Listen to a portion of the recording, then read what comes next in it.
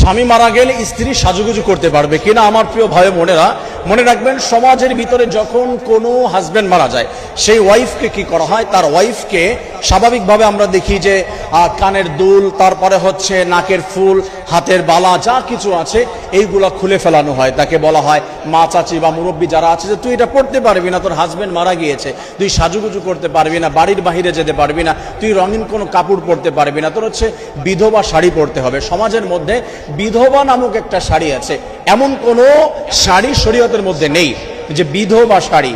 তার মানে হচ্ছে তার হাজবেন্ড মারা গিয়েছে, তার সাদা শাড়ি পরতে হবে, মুরব্বীদের শাড়ি পরতে হবে। আমার প্রিয় মা বোনেরা, মনে রাখবেন যে হাজবেন্ড মারা গেলে স্ত্রী সাজুগুজু করতে পারবে কিনা, যদি একটা বিষয় বুঝেন আপনাদের এই বিষয়টি বুঝতে সহজ হয়ে যাবে। সেটি হচ্ছে, স্বাভাবিকভাবে স্বামী মারা গেলে আরবাআতা আশহুরি ওয়া আশরা, আল্লাহ রাব্বুল আলামিন জানিয়ে দিয়েছেন যে 4 মাস 10 দিন ইদ্যত পালন করতে হবে।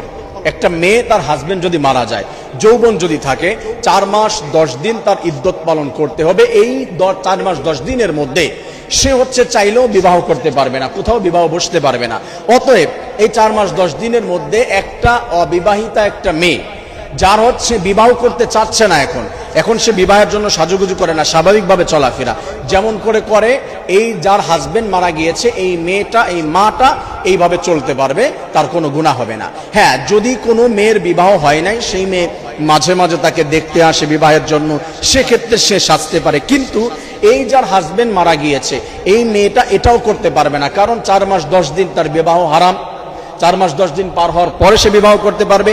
এরপরে চাইলে ওই একটা অবিবাহিতা মেয়ে যেমন করে সাজুগুজু করে মাঝে মাঝে, এও সেরকম করে করতে পারবে, কোনো ছেলেকে দেখানোর জন্য, মানে বিবাহের প্রস্তাব আসলে তার সঙ্গে দেখা করার জন্য। এটা হাদিসের ভিতরে এসেছে, বিবাহের ক্ষেত্রে দুজন দুজনকে দেখবে, জানবে, ভালো মতো তারপরে বিবাহ হবে, এই ক্ষেত্রে জায়েজ আছে। তাছাড়া স্বাভাবিকভাবে সাজুগুজু করা যাবে না। আবার সমাজের মধ্যে যেটা দেখা যায়, আর একটা জিনিস মনে রাখবেন, অবিবাহিতা একটা মেয়ে কি কানের দুল পরে না?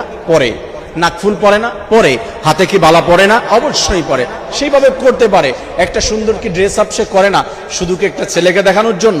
নিজের একটা ভালো লাগা আছে, এরপরে আত্মীয় স্বজন আছে, তার মা, তার বোন, তার ভাই, তাদের সঙ্গে সুন্দর একটা ড্রেস আপ পরবে।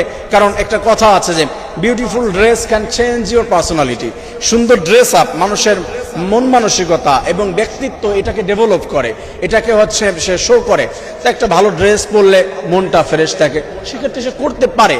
তবে এই সাজুগুজু করে অন্য ছেলেদের সামনে যেতে পারবে না, এমন কোনো বিধান নেই যে সব খুলে ফেলতে হবে, হচ্ছে স্বাভাবিক একটা সাদা শাড়ি পরে ঘুরতে হবে, এমন কোনো কথা শরীয়তের মধ্যে নেই। আমি মনে হয় বিষয়টি বোঝাতে পেরেছি। আল্লাহ তাআলা সঠিকভাবে বুঝে এই আমলটি সবাইকে সঠিকভাবে করার তৌফিক দান করুন, আমিন।